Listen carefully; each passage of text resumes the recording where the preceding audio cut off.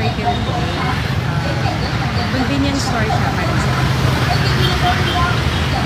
Bibili ako, samahan niyo ako. Sasakay din ako ng kotse. Yung angkas. Samahan niyo ako. Hintayin natin yung rider.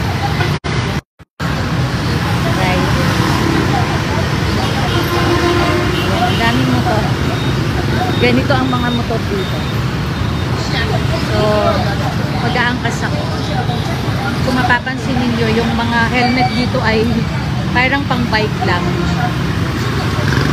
Sobrang dami.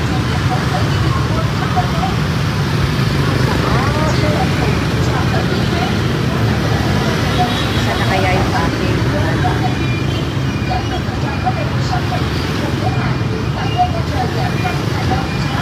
everyone check ko lang. 1 minute.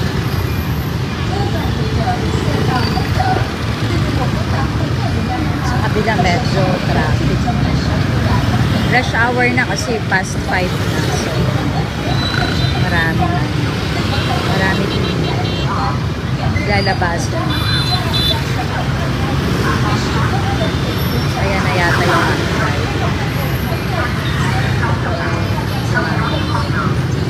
Circle K? Edna? Yeah. Circle K.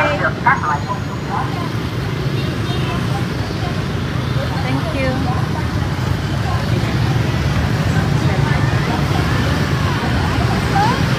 Wait lang ha.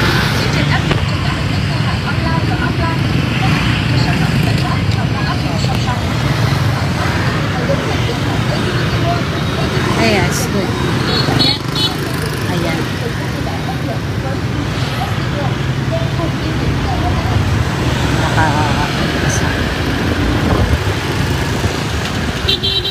Medyo malapit lang naman ang sulit. Kaya lang, first time, di pa kasi ako nakakarating dun. So,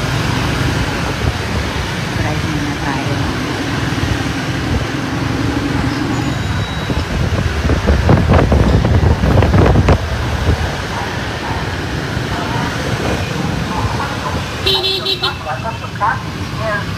This is what now. Nasa Gaiban Beach, Thankful District. Language center. Ang language center. Yung mga buildings. Parang nasa Bali.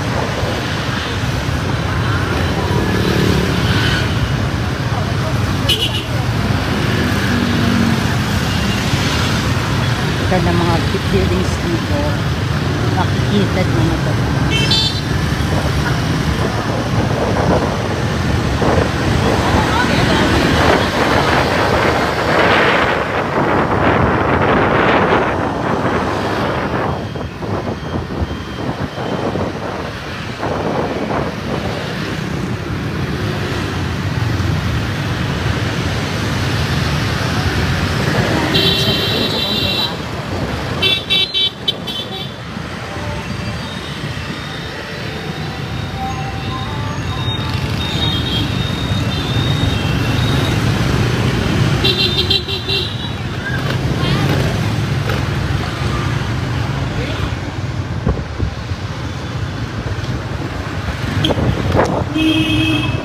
Kape talaga.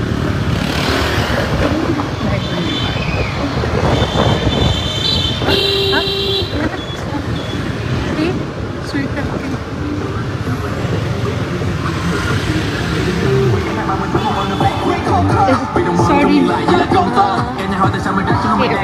Để thức dậy tôi được sống như trong mơ, không mất thời gian đâu. Viết theo vào nhạc giống như cách bạn than sầu. Đưa anh ra đi đến đứng như trên trang đầu, bởi vì ai cũng phải bắt đầu từ đâu đó, nhưng câu chuyện là sau nó và cái giá của sự sang giàu. Chỉ sâu lần đầu khi lên sóng, viết những đoạn của mẹ anh khác ghê.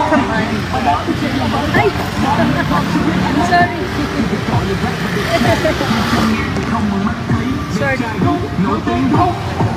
Iwan ko pa yung, hindi ko pa maibabalik kay Manong yung ano, yung kanyang helmet. Nakakaloka. Ayan, ito tayo. Super okay.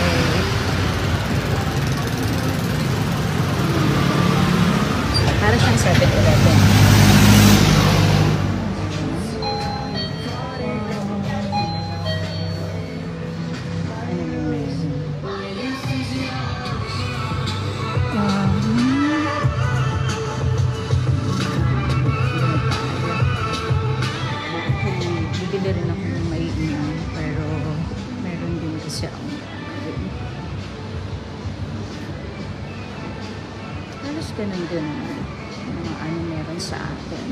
Ito kasing Circle K, ano to eh, Korean convenience store. Korean ang may-ari nito. So, 10,000 times 14 30 plus 12 hindi na ay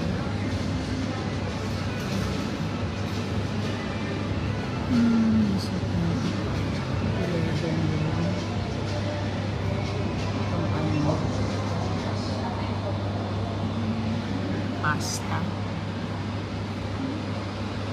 meron silang CR is may kainan. Okay, magtatambayan. Mamayaan tayo kung ano yung drinks natin.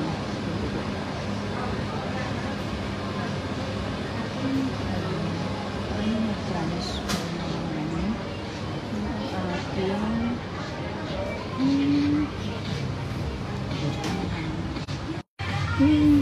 do you transfer to bank money transfer? Wait lang. Everything is so much.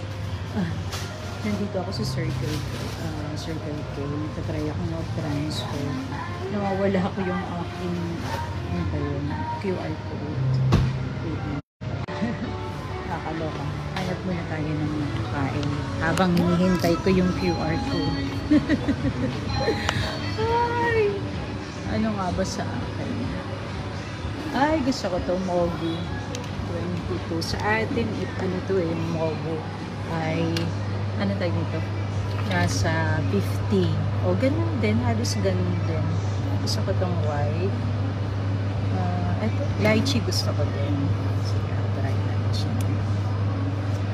Ay, miss ko. Wala, mas malamig. Parang gusto ko mas malamig. Paras lang naman talaga. Try natin baka mas malamig yung nagusahan. Hindi ko. Parang naghahanap ako ng lamig. Ay, Mogu. I miss Mogu.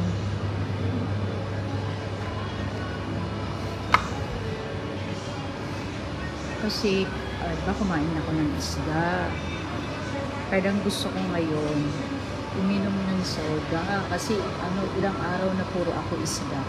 Parang feeling ko ang lansa ng ng aking panlasa. Sister, may combo siya. Ano ba itong combo? So, may dating 31 peso. May Coke. At kumuha daw ako ng Coke. Ay, meron. Ito, may combo daw siya. Ito. Try natin. Kung meron na. Diba? Sabi dito. Ito rin nakita ko doon. So, try natin. Kung may combo nga ito. Ayun. Meron siyang try natin. Ayan daw ang makukuha niya eh. Meron din. So, try natin kung ano lang.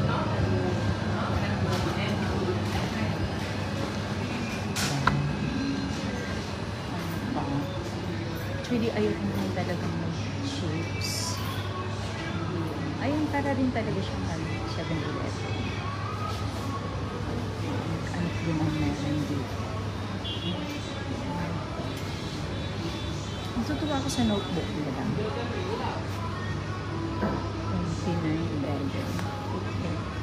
Yan, may ganito yung nila. Yung notebook nila. Halos lahat may ganito. Mag-line.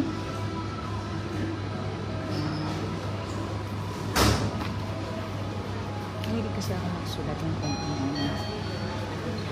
Kailangan ko ng notebook. Hilig po ako mag-aral-aral. Aral-aral kunyari. Pag nasa bahay ko ako, wala akong klase, ako lang mag-isa, gusto ko pa talaga nagsusulat ako at nagbabasa. Ewan ko po. Kaya okay lang sa akin mag-isa sa bahay. Kasi nagbabasa at nagsusulat ko talaga. At nag-aaral. Ewan ko ba, nakahiligan ko lang. Kaya yung mata ko talagang totally nasira. Ayan. Might as well siguro try kong magtambay-tambay. Ayan. So, hindi natin. Kuha ko nito isa. May note. May ball. Isa na yung kaya yung ball. Parang hindi ko gusto.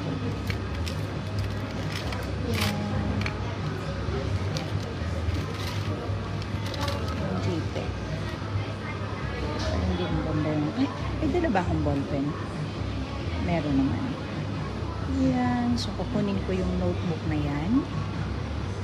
Ayan, dumating na yung... Ayan. So, naghihintay ako ng QR code.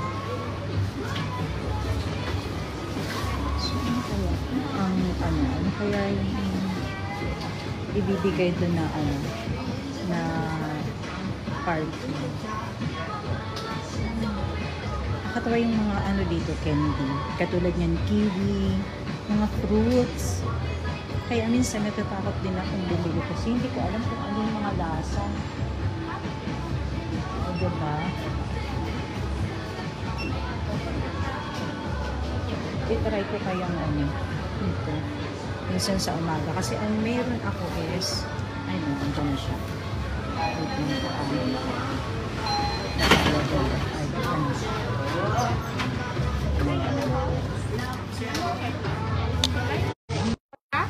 Giùm chị luôn nha, tay kho lại ngoạn mấy cái bia á.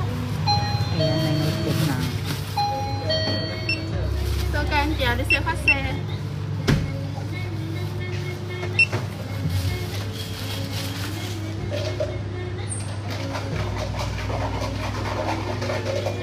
Spotify thôi cùng.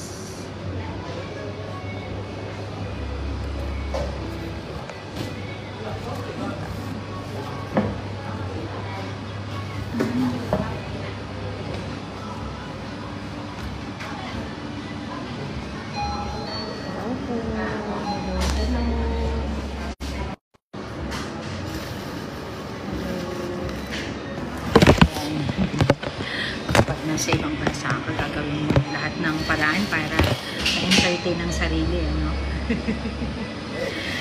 Ayan. So, mga little things.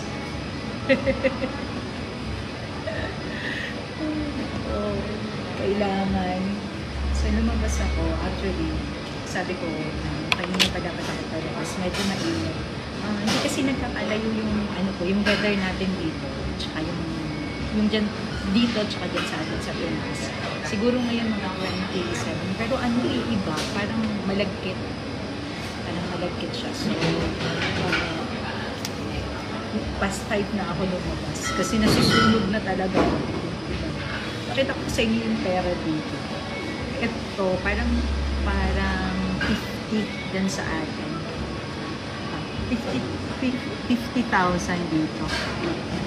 50,000. So, 50,000. Ang ginagawa ko kasi medyo 22 pesos ang isang dong. So, ang ginagawa ko, parang inaano ko na lang siya, dinodoble. 22 pesos ba? 0.22. Parang ganun. Kaya itong 50,000 na to, mga nasa 100, basta 100 plus siya dun sa atin. Dinodoble ko. So, more or less, basta 100 plus ito, 120. Kasi yung 1M nasa 1.2, 1,200. Kaya, ayoko nang magbilang. Kaya lang kasi, dahil na nasa 1,000 siya, kala mo milyonaryo ka dito, no? Magkano ba yung 4M? yung palitan. Kasi yung binigay ko sa cashier is 4M. Yung pinalipat ko sa bangka. So 4M. Ayun. Nakapag-transact na tayo. So, nilagay ko lang ito. Meron palang anuhan dito. Meron palang tambayan dito. Mas maganda pala siya. O, diba? Parang nakakatakot maggastos. Kasi katulad nito, magkano. Ang binili ko lang ay notebook, isang mogu-mogu, tsaka yung Coke. That's already for 44,000. So, 44,000 sa atin mga nasa 100 plus. 100. Yan, mga 110, 120. Yan, pero parang 44,000. Nakakatakot.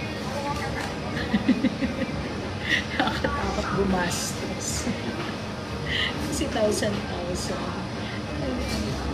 Happy na ako kasi may na. Ganun naman pala. Masyado lang ako ba. Basta meron ako notebook saan ako pumunta. Actually, ang laman ng bag ko. Libro. Bongpen, sombrero. Sabi ko kung saan ako papunta. Tsaka pagsulat. Basta, nagsusulat ako. Sorry po, ayun po muna.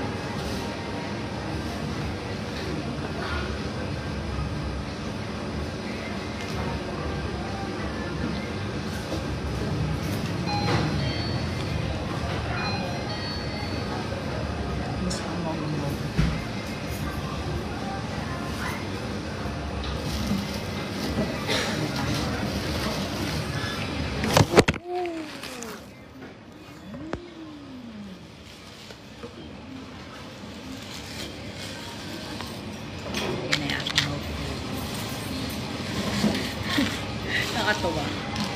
Pambata siya. Football. Okay na to. Sulatan ko ng aking pagka nagme-meditation ako sa umaga. Bible reading ako. Halo-halo na kasi yung sinusulatan ko. May lista ng utang. So sabi ko, kailangan ko siyang i-transfer. Hindi maganda na pagka nagde-devotion ako. Yung sulatan ko iba-iba yung mga kasama sa notebook. So, eto, sabi ko, pag nakakita ko ng notebook, kahit na lang simple. Okay na to. Mahalaga yung sagot. Masulatan ng kung ano-ano. Mami Eloy, gusto mo bang isama kita sa video? Okay lang ba sa'yo? Mag-live tayong dalawa. Comment ka po. Okay lang ba sa'yo? Sama kita sa video.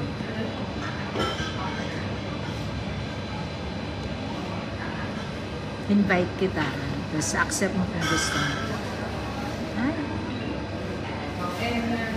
You can join. Okay. Sige po.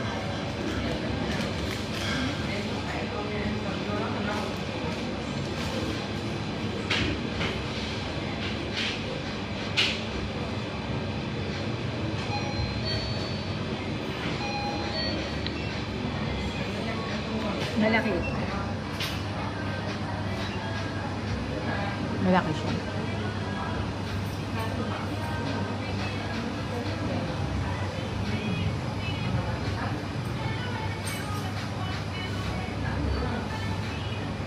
Mas may pwede talagang kumain. Yung iba mga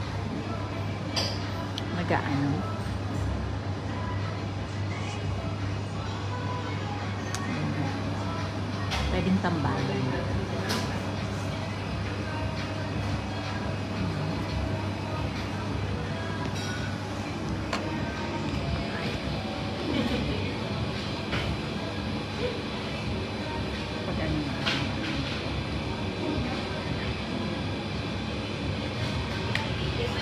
May dalakang sukulan.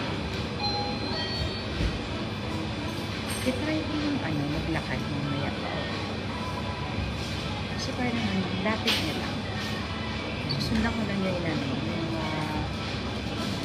inano namin kanina. Ika, ang dapat ko niya, ang bilis na niya karating. Hindi ko pa kasi alam to, tapos may mga coffee shop dyan. So, at least mayroon akong puntahan. Akala ko kasi, doon lang ako napupunta sa may palengke. So, ito parang walang mga establishment dito. Wala ko nang itang convenience store doon banda. Mga building saka parang mga local ng kainan na siya. Pero dito pala, sa side na ito meron. So, alam ko na kung saan ako po.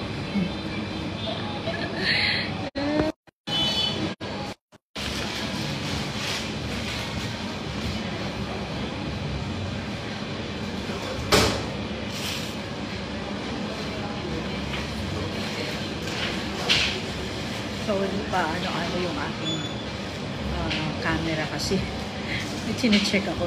May pumapasok ng mga messages. Sorry. So, excited ako dito. Actually, nagpapasa ako. And sinisimulan ko na itong libro na Chocolate for Woman's Spirit. Parang motivational na uplifting. Try ko na rin siyang magbasahin. So, sana pumupunta, nakakapag, kasi isa sa laging din lang naman ako nasa bahay pag wala akong klase. Nakakaano din, nakakabunot din. Ako lang mag-isa, so, ayun, sabi ko, lalabas ako. Isip ko nga kasi talaga kanina. Sabi ko, lalabas ako, iikot-ikot ako. Tapos, sabi din kasi ng husband ko, familiarize mo yung lugar, ikot-ikot ka. And sabi din naman ng friend ko na nauna sa akin dito, mas safe pa nga daw dito kasi dyan sa atin, sabi niya. Kasi siya umuwi siya. Ang klase niya is from 7 to 8:30 ang klase niya. So, nakakarating siya minsan ng bahay, ng apartment, mga 9 o'clock na. Sabi niya, mas okay, mas safe nga dito eh. Sabi niya, ang ganun ba? Kasi may nag-offer sana sa akin yung klase part-time, 7 o'clock ng gabi hanggang 11. Parang hindi ko siya tinanggap. Sabi ko, yung idea lang ng 7 to 11. Kasi, syempre, yung mga nag-aaral ng English ng ganung oras, yun eh, yung mga galing sa work, tsaka sa school, kaya gabi sila pumapasok naman sa mga language center. Parang natakot ako kasi diyan sa atin, na ako eh, ang tawag dito, na-hold up na ako ng 2 beses. So parang mayroon talaga akong takot sa gabi. Not unless na nakasakay na ako sa bus or parang bumalik yung yung takot ko. Pero nga, yun nga, sabi niya, sana tinanggap mo kasi safe naman dito. Sabi niya, edi mag-Gojek ka. Yung Gojek nga po dito, parang ang kasi yung sinakyan ko kanina. At kung mapapansin niyo po dun sa unang video ko, yung usual dito talaga yung motor. Tsaka yung helmet nila, akala mo pang helmet lang ng bike. Hindi katulad dyan sa atin na kailangan may tatak ng NTC, di ba? Otherwise, hinuhuli kapag ka hindi anong tawag doon, matibay yung tsaka hindi walang quality at hindi nakapasa o kaya hindi dumaan sa NTC ba yun. So, ayun, marami talagang dito, maraming may motor. Halos yun yung means of dito, means ng transport. Although may bus, ang bus naman dito, siya, ang gobyerno yung siya yung nagpapatakbo. Parang before nung pandemic sa atin, di ba ganyan? So, ang bayad sa bus dito, one way, pag nagsakay ka, malayo o malapit, standard lang siya. Kung 6,000, kung 7,000. Kasi may mga bus na nagsisingil ng 7,000, meron naman naniningil ng 6,000. So, pag medyo malayo-layo naman yung ang kanilang biyahe, 8,000. So, sa minimum ng 6,000, ang singil nila to 8,000. So, malayo-malapit nila. So, ganun dito. Pero kung nagmamadali ka, ako kasi, Nahirapan ako sa bus kasi walang gaano nakakaintindi talaga ng Ingles yung driver tsaka yung doktor. Lihilo pa ako, tinuruan na ako ng kaibigan kung ganun tinding pa. Nalilito pa ako, so ginagawa ko na lang talaga. Medyo may kamahalan, yung Gojek, parang angkas nga. Pero wala, no choice, yun na lang muna pagkasama ko yung kaibigan ko, nagbabas kami. O yun nilang ginagawa ko. O kaya ang ginagawa ko, bawat 2 rides dapat ng bus. Pag nalilito na ako, pagbaba ko ng first bus, doon ako mag-Gojek. Doon ako mag-book ng ride. So, ibig sabihin kahit pa paano, nakatipid-tipid na ako. Ganun na lang ang ginagawa. So, ayun, maghapon, hindi ako lumabas after dinner. Ngayong Tuesday. Hindi ako lumabas. Kaya sabi ko nitong 4 o'clock, nag-decide ako, so kung naligo na nga ako at makalabas. Kasi parang di rin maganda na lagi ka nasa loob. Ayan, so syempre, ano-ano din natin ang ating sarili for the mental health. Diba? So, inumin ko muna ang aking hobby.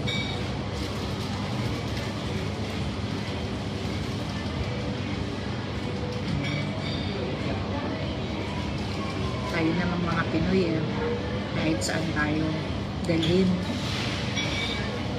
lumalaban tayo. Kaya lang minsan, ang maganda na nga lang kasi talaga ngayon, may social media siya. Napakadali. So, minsan, umagang ako, pa-video call ko, so sabay-sabay. Pero iba pa rin syempre yung magkakasama kayo. Diba? Yung talagang physically. Pero ganun talaga, may mga pagkakataon na hindi naman ganun ang sitwasyon. So, kailangan mag-adjust, kailangan mag-adapt. At ang nakakatuwa lang, kasi katulad niyan, ako dito, may kasama ako. Yun lang siguro talaga yung pinagpapasalamat ko na meron na akong kasamang kaibigan dito. Nakuha na sa akin yung kaibigan ko. Nandito din ang asawa niya. So kahit pa paano, meron akong may backup. So, may kausap, sabi niya sa akin, minsan, message niya ako, akit ka dito, sabi niya, kasi nasa 5th floor siya. Akit ka dito, manood tayo ng showtime.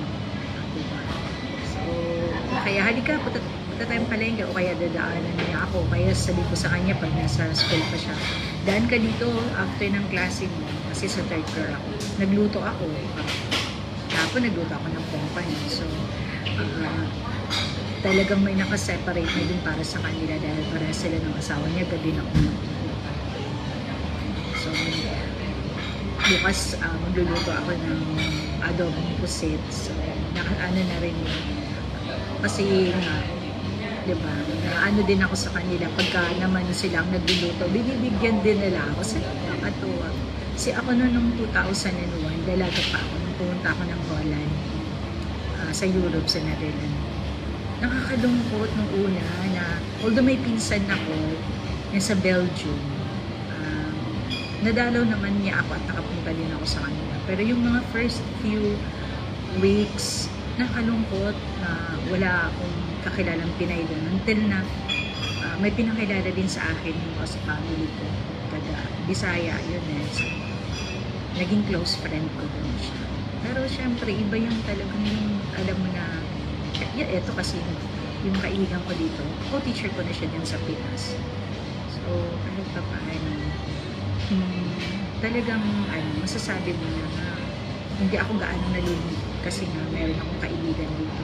Pero doon sa iba na mag-isa, as hindi pa nakakalabas ng bahay, talagang iba, yung sanity mo sa akin, ako, okay lang ako kasi kahit pa paano anytime pag wala akong klase, gusto kong lumabas, labas ako kasi yung commitment ko sa school lang sa bahay.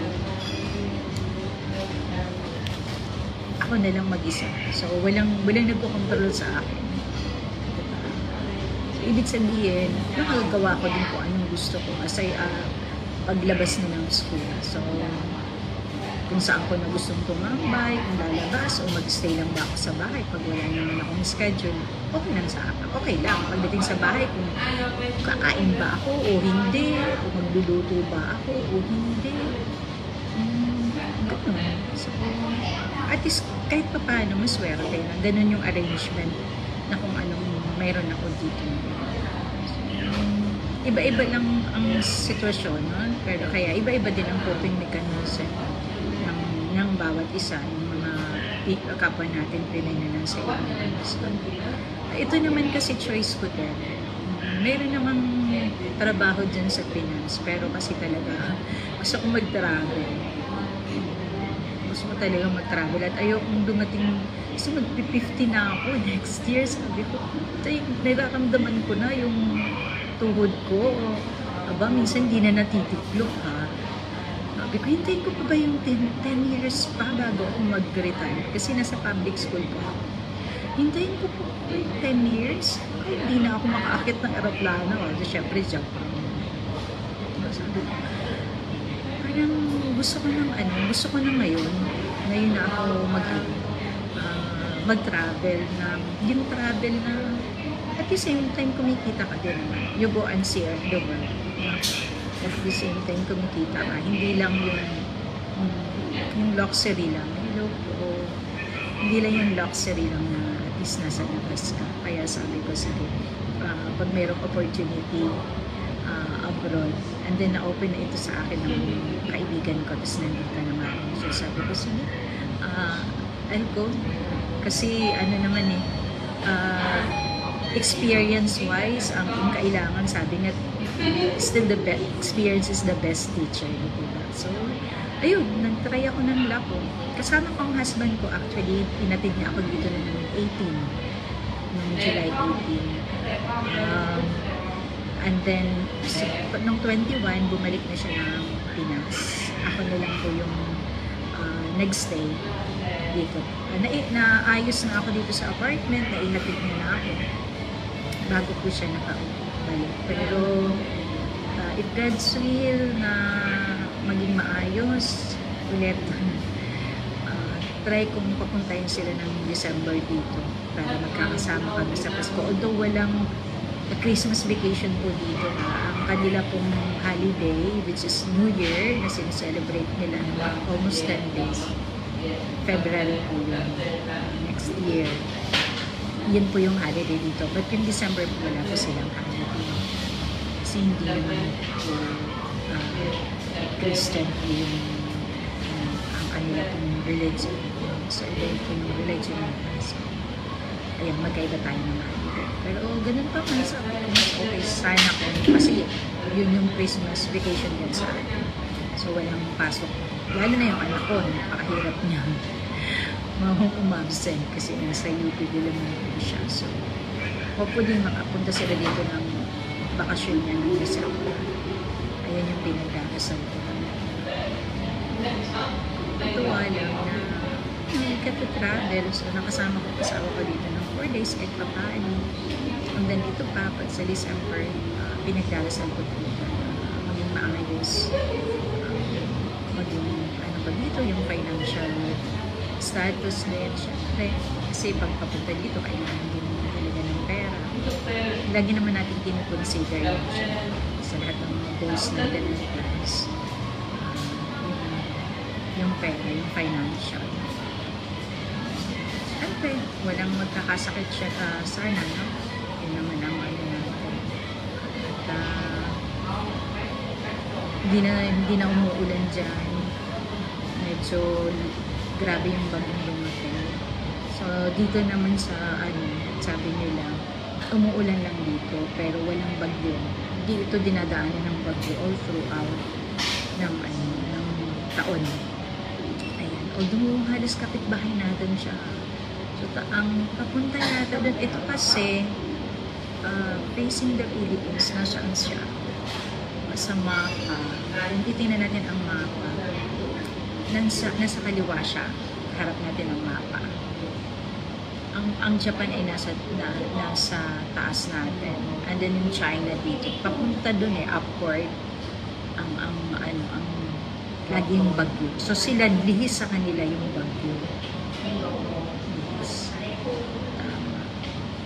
So hindi dito bumabagyo. Although umuulan naman siya. Pero wala siyang bagyo. So yun yung difference. Pero yung weather, halos ganun din. 26, 27, mainit din. Kaya kakulay natin sila. Pero yung walang gaano malaki ang katawan dito. Bibihira lang. Siguro kung mayroon man, may mga lahi na.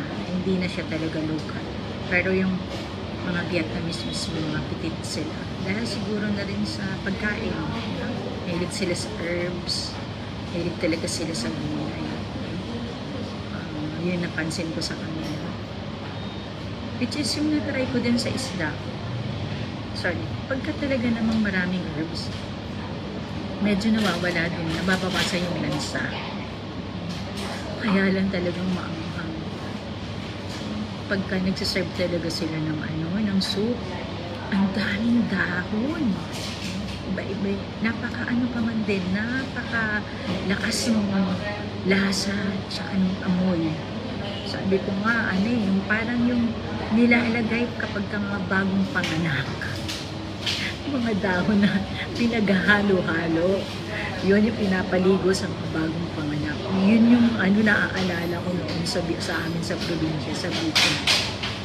Yun yung nilalagay nila sa Madam, kaya pagka ako nag-order ako ng food, yung nila, so, hindi ko na nilalagyan kasi nung una nag-try kami ng asawa ko maglagay, hindi namin siya makain. Parang nanghinayang kami doon sa aming in-order kasi talagang grabe ang strange nung lasa. Tapos iba yung amoy, lasa.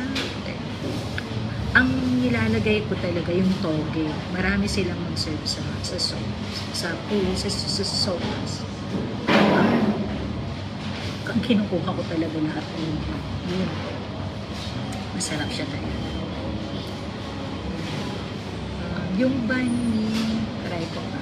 May bani sila dito. Yan, mag-order ako. Papakita ko sa inyo yung bani. Bibili ako ng bani. Tinapay siya actually. French bread siya.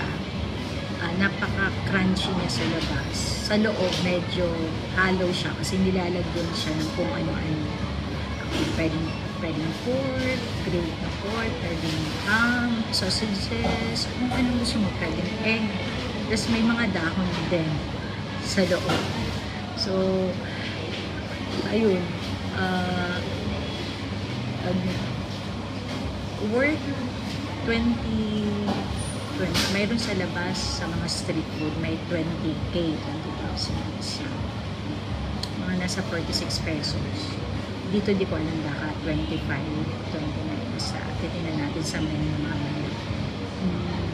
Hindi muna ako kakain ngayon ng rice kasi ang dami kong kinain kaninang tanghali. So, itetry ko muna. Yun muna yung kakainin ko. Actually, may rice pa ako doon. So, talagang sabi ko, itatry ko na once a day lang ang rice. Kasi, mura dito ng rice. 37 ang kilo. 36, 37 rice. So, sabi ko kung it's from 21 to 31, 11 days. And then, pagdating ng August 1, lilipat na ako dun sa 5th floor, katabi ng kaibigan ko. Kasi yung nag-occupy nung room na yun, katabi na dapat dilipatan ko, aalis ng August 1. Pero hindi siya natuloy umalis. Hindi yata nagkaintindihan dun sa lilipatan niya na apartment. So, nakiusap siya sa akin na kung pwede, doon na muna siya kasi yung staff sinabi na ako na nga yung doon mag-occupy noon. Pinagbigyan ko na, sabi ko, anyway, mas maliit kasi itong apartment ko. Anyway, ako lang naman mag-isa. Ayaw niya kasing ano doon dahil sabi niya more than a year na daw siya doon. So, hinayaan ko na lang siya doon. O sige, ay ko dyan ka na lang. So, naging kaibigan ko din siya. Kaya, ayun, nagstay na ako dito. Which is, sa akin na, practical na din lang naman ako. Pinairal ko kasi 4 million yung binabayaran kayo ngayon, which is nasa 9,000 plus. Sa Pinas ay nasa 9,370 ang 4M. Doon sa taas, sa 5th floor, 6M yun. So, mga kulang-kulang 13,000. So, nakatipid na din ako ng 2M. Diba? Sabi ko, okay na, mga nasa 3,000 din ang natipid ko. So, sabi ko, okay na din. Kahit na hindi na ako makalipat doon. Kasi ako lang naman mag-isa. Mas nasa 3rd floor lang siya. Sabi ko, mas easy access kasi ayoko rin naman lagi nag-elevator. Gusto ko pa rin naglalakad ako. Lalo na hindi naman ako lagi din umaalis. So, sabi ko, mas okay yung naglalakad kahit pa paano. So, sabi ko, okay na ako dito sa 3rd floor. Although, mas maganda sana kung nandun nga din ako sa 5th floor kasi katabi ko yung kaibigan ko. Sabi ko, okay na din. Kasi doon sa parang rooftop na yun. So, makikita mo na overlooking. Minsan, pasyal ko kayo doon.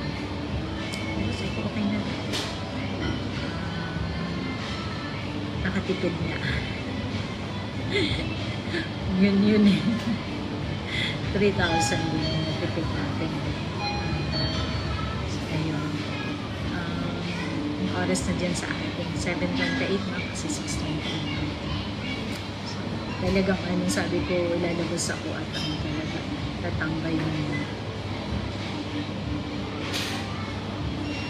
Mas maganda rin naman talagang lumabas-labas. Ikot-ikot.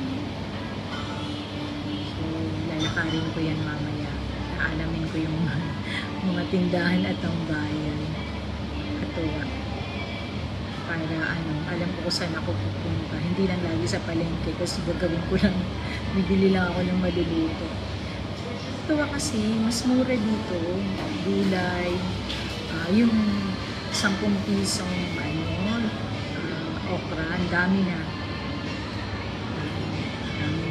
Yung 30, kala mo talagang isang plastic talaga. 15K na okra binili ko.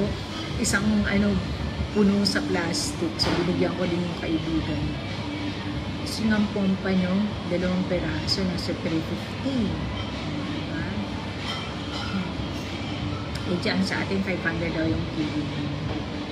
Halos ganun din, pero dito usual lang siyang stock.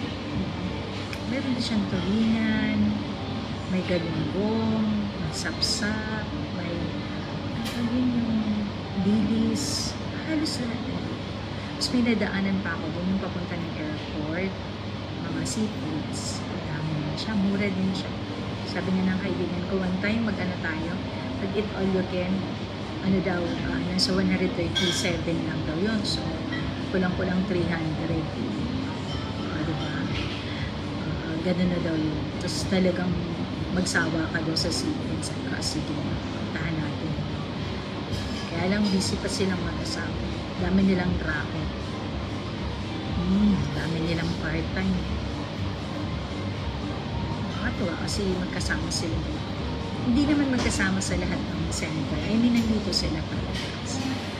Tapos, ayaw nilang mag-full-time na as in sa isang school lang. Gusto nila part-time. Kasi meron lang silang school na meron sila kasing company. Kasi yung company na yun, dinideploy sila sa iba't ibang schools. Halimbawa sa umaga na pang klase nila. After ng klase nila, sa hapon ulit. So, uuwi muna sila. Sa bahay sila kakain. And then, magpapahinga, magnanap muna yan. Sa hapon, ayun, babalik na sila. O kaya sa gabi na, 7:30 to 8:30, ganun. So, may oras talaga sila. Umuwi muna sila ng bahay. Parang sabi ko, mas okay din yun. Kasi pagpunta mo ng school, as in turo ka lang, walang paperworks talaga. Wala. Pagka mga bata ang handle mo, maglileson ka lang talaga, English. Tapos sila yung nag-a-assist sa mga bata, sa discipline, sila yung nagre-records. Wala kang gagawin talaga dito. Yung ESL teacher dito, not unless na nandoon ka sa mga big schools, international school. Ayun, may paperworks talaga din. Pero kung mga nasa center ka lang, kaya yung iba dito, mas gusto yung nasa center lang. May ikot-ikot ka lang. Malaki din naman per hour. Nasa 400,000 doon. So, maka 2 hours ka lang. Maka 2 hours ka lang dito, meron ka ng 1-2. 2 hours yun na. Okay, so, 1 in peso yun. Malaki talaga. Kaya maraming lumilipat ng Vietnam magturo. Yun naman kasi talaga ang nila dito, yung hiring nila. Kasi ginagaya na nila yung Singapore na nag-open, no? Para matuto na talaga ng English. Kasi yung mga locals dito, kahit professionals, kahit na doktor na sila, engineer, kahit teachers, no? Hindi sila marunong magkano ng English. Kasi naman, understandable naman dahil wala naman yun sa curriculum nila. Sa atin, wala kinder, di ba? May subject talaga tayo na English. Sa isang private school nga, may reading, may writing pa eh. Magkaiba pa yun. So, may reading, may writing, may language, may literature pa. Diba? Pinaghiwa-hiwala yan. So, sila wala talaga. Kailangan nilang mag-enroll sa mga language schools, which is mahal, para mag-aral ng English language. O kaya naman yung mayayaman, nag-enroll sila sa pinag-aaral na nila yung mga anak nila sa international schools. Para talagang mayroon ng bilingual na yung school, ay yung turo. Natututo na yung mga anak nila kasi yung mga teachers doon, mga foreign teachers na talaga. So, natututo talaga sila mag-English. Pero karamihan pa rin talaga hindi sila marunong mag-English. Kaya yun ang problema dito talaga, communication.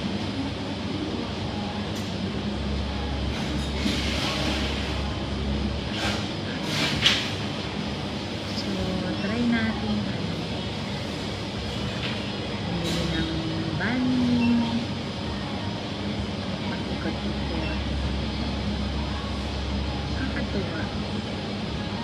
Ako na ko na rin tong social media kahit pa paano yung mayroong ganito in a way, di ba? Hindi lang siya libangan, nakakatuwa na naging paraan na rin ito para maraming mga Pinoy, maraming tao, hindi lang Pinoy ako, ginawa na rin pagkakitaan itong social media, pagiging digital payment. So, bakit hindi, no? Try natin i-career natin yan. Malay natin, no? Passive income din. So, nandito lang din naman lagi.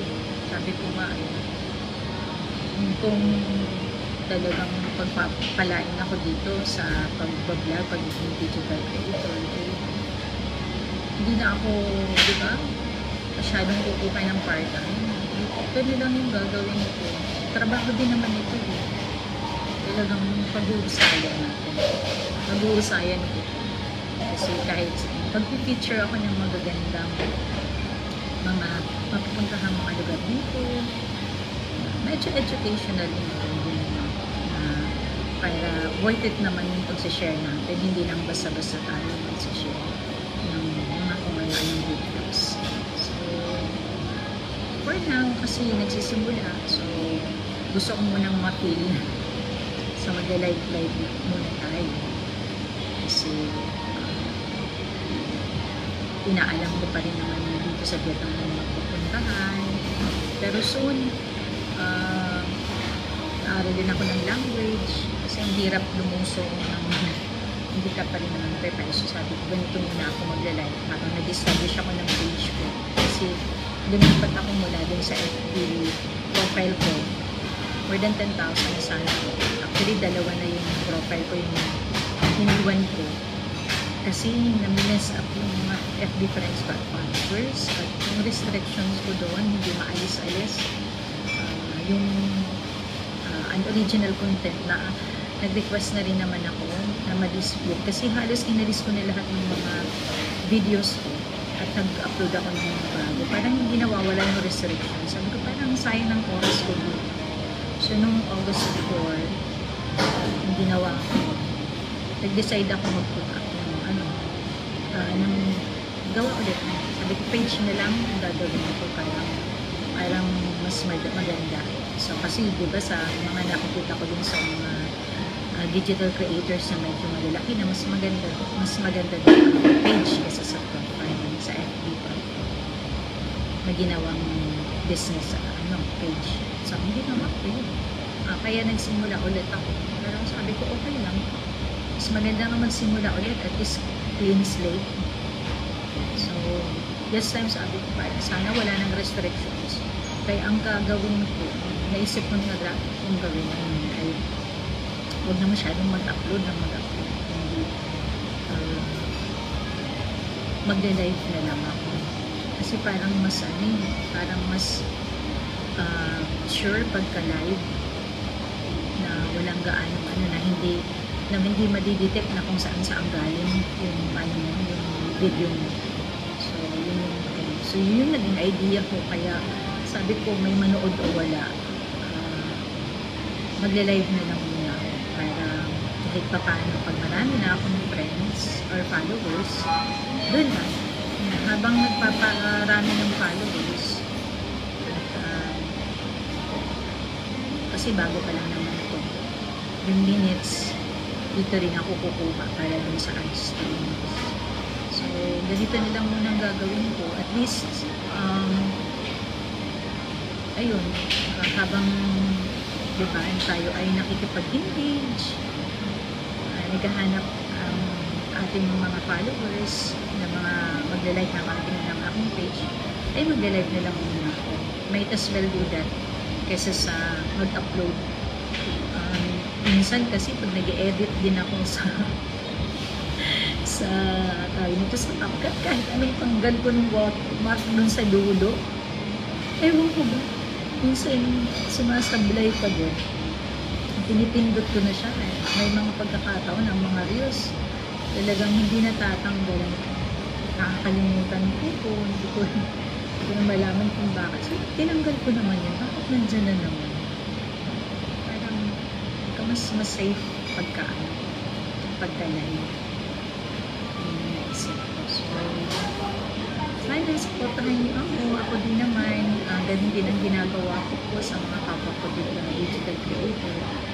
Pinapanood ko at as much as possible, yung comment ko ay kung ano naman yung video. Hindi ako basta-basta lang nagpo-comment. Pinapanood ko talaga siya ng video. Kasi alam ko rin naman yung feeling ng isang digital creator na gusto mo ganun ang mangyari sa iyo. So, syempre, alam ko rin naman lahat tayo yun ang hinahanap natin. So, yung gusto kong mangyari sa akin, hindi nagawa ko din yun sa iba. So,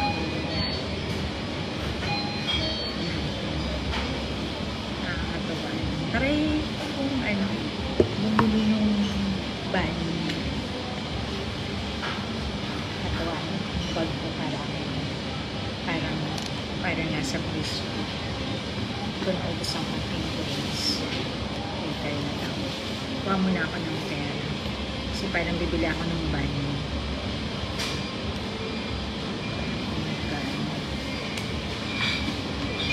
Pag hindi ako sure sa kung magkano yung aking bibilhin, medyo nilalaki-lakihan ko na lang yung binibigay ko para para maghintay na lang ako ng sukli. Kaysa sa magtatanong ako kung magkano. Tapos sasagutin ako, hindi ko rin naman naiintindihan. Kaya din yung ginagawa ko. So, nag-prepare ako dito ng 100k. Bibili tayo sa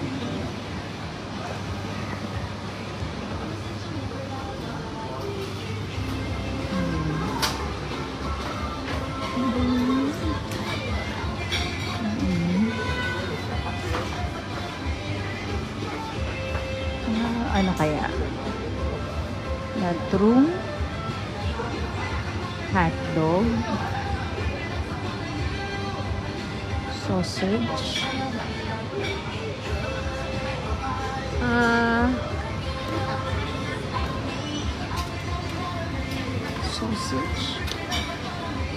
banh mi with sausage. Yan.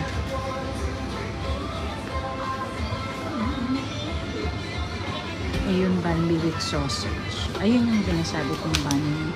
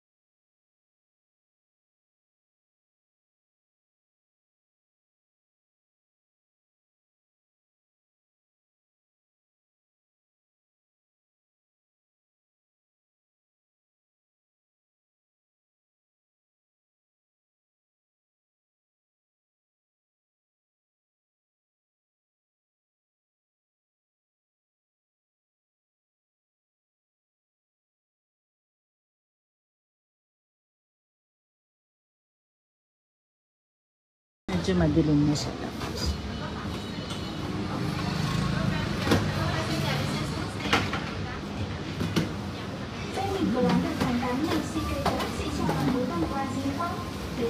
Yeah.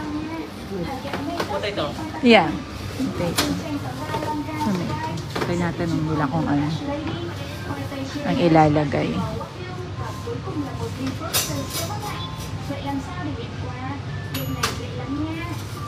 Ayan yung bread. French toast, French bread.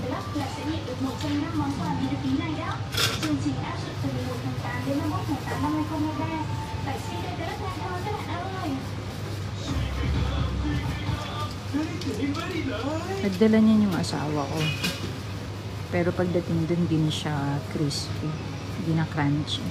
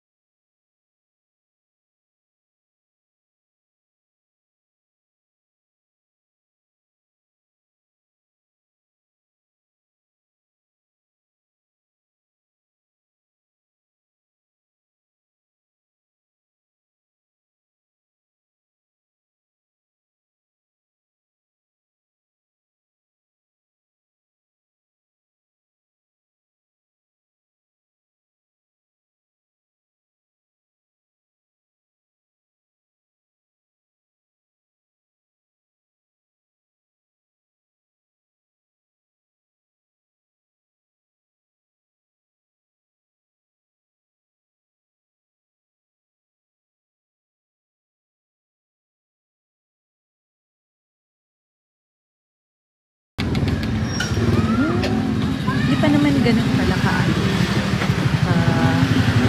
Dilim. Oh, dami rito ang mga ano.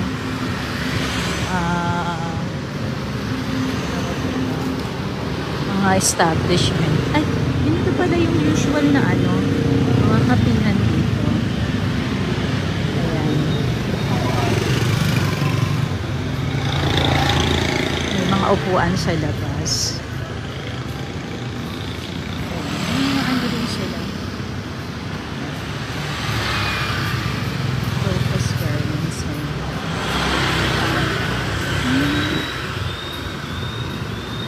Ayan. Usual na yan. Talagang nagkakape sila sa labas.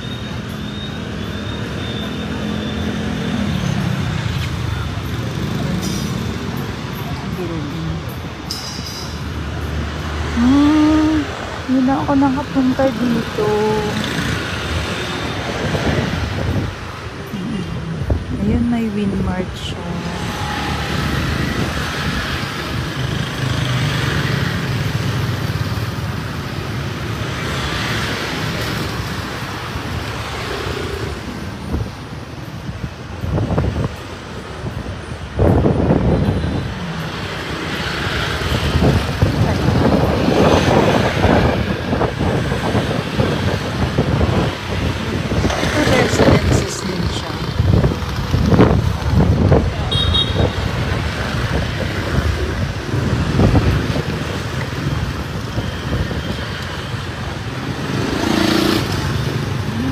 Sa labas kasi mahilig na sila magkape. Ayan, magkape na. Ayos lang yan. Diba? Akala ko walang ganito dito. Ayan, ayan na. Usual sa kanila.